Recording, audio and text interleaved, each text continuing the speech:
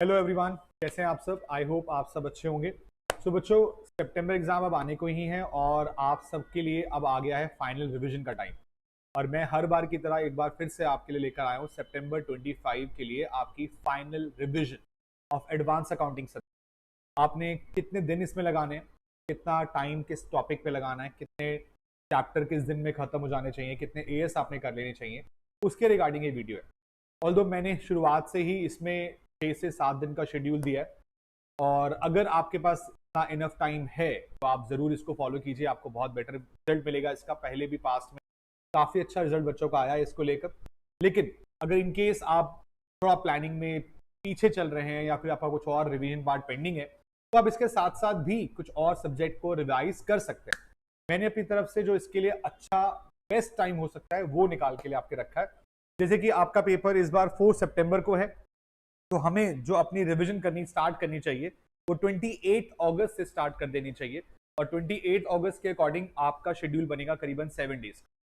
तो आप अगर थोड़ा सा टाइम निकाल सकते हैं तो 28 अगस्त से ही प्लानिंग शुरू करें, अपनी प्रैक्टिस शुरू करें।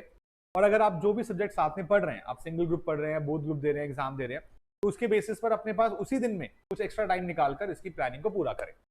तो मेरी तरफ से एक और इंपॉर्टेंट बात, हाँ मैं आपको बता दूं, इस सब्जेक्ट को लेकर इंपॉर्टेंट क्वेश्चन और एएस की लिस्ट में ऑलरेडी टेलीग्राम चैनल पे डाल चुका था। साथ साथ उनसे जुड़ी हुई मैराथन्स 3 पार्ट में आपके पास टेलीग्राम चैनल पे अवेलेबल है। मैं दोबारा से उसका लिंक शेयर कर दूंगा ताकि आप सबको वहां पर जाकर इंफॉर्मेशन पूरी तरह से मिल जाए। आपको जो भी रिवाइज करना है वो वहां पर अवेलेबल होगा। इन केस आपको कोई भी डाउट वगैरह रहेगा वो मेरे डाउट नंबर पे आप भेज सकते हैं, वहां से भी हमारी बात हो सकती है। अदरवाइज आप बोलेंगे तो यूट्यूब पे सेशन चाहिए तो मैं यूट्यूब पे सेशन आकर भी ले लूंगा ताकि आप लोगों के डाउट्स क्लियर हो जाए। ठीक है।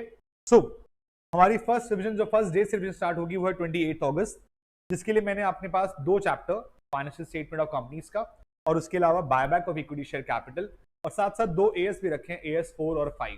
ये एग्जाम के पर्पज से मैं आपको बता चुका हूं पहले भी। पार्ट 1 जो हमारे पास बुक होती है वो अराउंड 60 to 70 मार्क्स में इजीली एग्जाम में कवर हो रही है। पिछले 4 अटेम्प्ट्स में अगर देखा जाए तो मोटा मोटा एवरेज जो है वो 60-65 मार्क्स का है। यानी कि आपके पहले पार्ट 1 में से ही 7 चैप्टर्स प्लस कंसोलिडेशन को मिला लूं तो 8 चैप्टर्स के अंदर से 65 मार्क्स का पेपर रेगुलर बेसिस पे आ रहा है। तो आपके लिए जरूरी है कि आप चैप्टर्स को कवर करें अच्छे से। लेकिन इस चक्कर में क्या होता है, बच्चा कहता है सर मैं एएस करके नहीं गया, एएस छूट गए, इसलिए मैंने रिवीजन में एएस को भी साथ साथ रखा है। और जो मुझे लगता है कि इंपॉर्टेंट है, जैसा भी करना चाहिए, मैंने उसको उस प्रायोरिटी के हिसाब से दिया है। तो सबसे पहले फर्स्ट डे में financial statement, buyback of companies और उसके अलावा साथ साथ एएस 4 और 5, इनकी एक्सपेक्टेड वेटेज क्या है आने वाले एग्जाम के लिए मैंने वो भी साथ में लिख दी है। उसके बाद सेकंड डे में 29 अगस्त AS 13 plus investment chapter. AS 13 का क्वेश्चन अलग आता है, इन्वेस्टमेंट का क्वेश्चन अलग आता है। मैं दोनों को कंसीडर कर रहा हूँ, एमसीक्यू में भी हो सकता है, कोई बड़ी बात नहीं है। उसके अलावा एएस 9, 10 और 11 ये आपको कवर करने होंगे। थर्ड डे 30 अगस्त को एएस 3 सीएफएस ऑलमोस्ट हर अटेम्प्ट में क्वेश्चन आया है। कभी 7 मार्क्स में आया है, कभी एमसीक्यू के साथ मिलाकर 13 मार्क्स में भी क्वेश्चन आया है, 15 मार्क्स में भी क्वेश्चन आए हैं। तो आपके लिए दोनों जरूरी हैं, इंपॉर्टेंट है। उसके अलावा एएस यहाँ पे 4 करने होंगे, 12, 17, 22, 26। फिर डे 4 31 अगस्त के लिए एएस 14 अवल्युएशन, हर बार 14 मार्क्स का क्वेश्चन आ रहा है, इस बार भी होगा 14 मार्क्स के अंदर। उसके अलावा 3 एएस चाहिए, 15, 28 और 29। उसके बाद फिफ्थ डे में 1 सितंबर के दिन आप इंटरनल रिकंस्ट्रक्शन निपटाएं, छोटा चैप्टर है आपके लिए, और 5 एएस करने को मिलेंगे, 1, 2, 7, 18, 19 एग्जाम के अंदर इसमें से क्वेश्चन आएगा।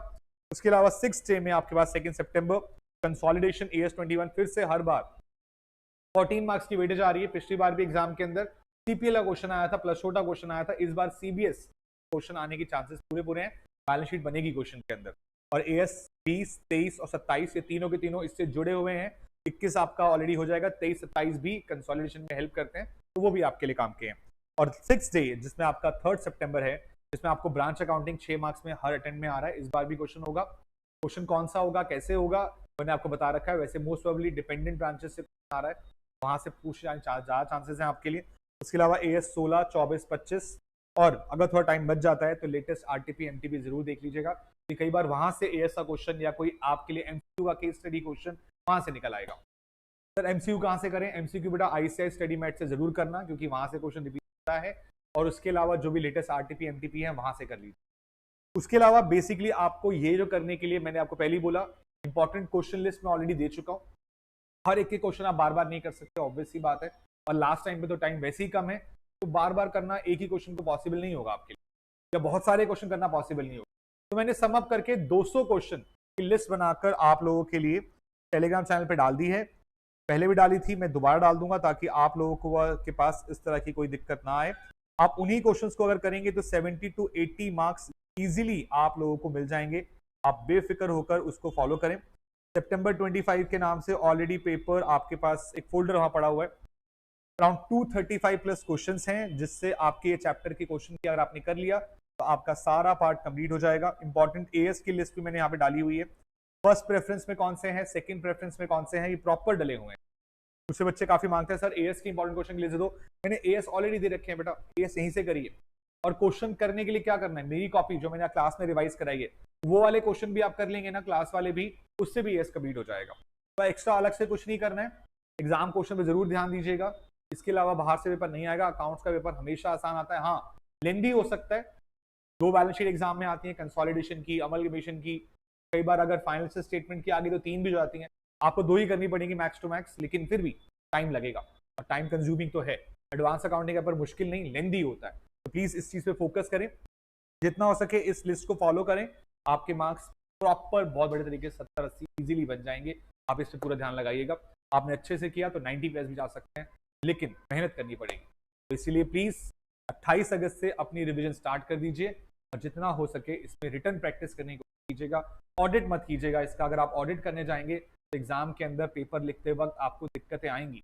और इन केस आप लोगों ने टेस्ट सीरीज नहीं दी, अगर इन केस, तो अभी भी मौका है, अपने पास एक टेस्ट जरूर दे दीजिएगा। क्योंकि एग्जाम में 3 घंटे पेपर देते वक्त एक अलग डर, एक नर्वसनेस होती है, तो शायद 3 घंटे का पेपर पहले देने से निकल चुकी है। तो इसीलिए आप सबसे रिक्वेस्ट है, टेस्ट सीरीज का कोई एक टेस्ट फुल कोर्स वाला जरूर दीजिएगा, बाकी सब्जेक्ट्स के लिए भी और इसके लिए भी। ठीक है बच्चों, तो ऑल द वेरी बेस्ट। ये लिस्ट, ये फोल्डर, ये लिंक, ये सारे आपको टेलीग्राम चैनल पे मिल जाएंगे। आप वहां से जाके डाउनलोड करें। Thank you, God bless.